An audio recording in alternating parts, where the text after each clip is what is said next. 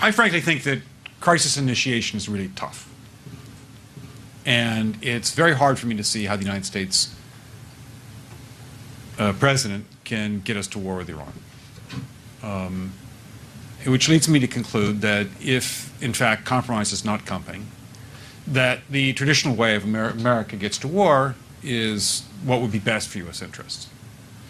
Some people might think that Mr. Roosevelt wanted to get us into World War II, as David mentioned. You may recall we had to wait for Pearl Harbor.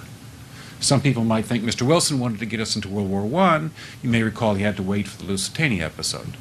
Some people might think that Mr. Johnson wanted to send troops to Vietnam. You may recall he had to wait for the Gulf of Tonkin episode. We didn't go to war with Spain until the until the Maine exploded.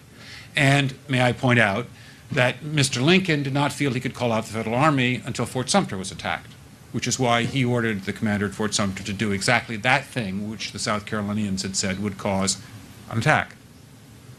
So if, in fact, the Iranians aren't going to compromise, it would be best if somebody else started the war.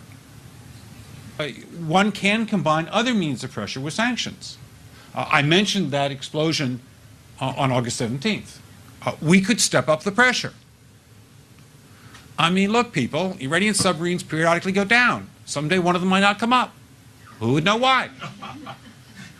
We can do a variety of things if we wish to increase the pressure. I'm not advocating that, but I'm just suggesting that this is not a either-or proposition of, it's just sanctions has to succeed or other things.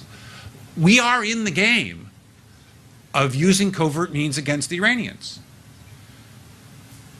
We could get nastier at that.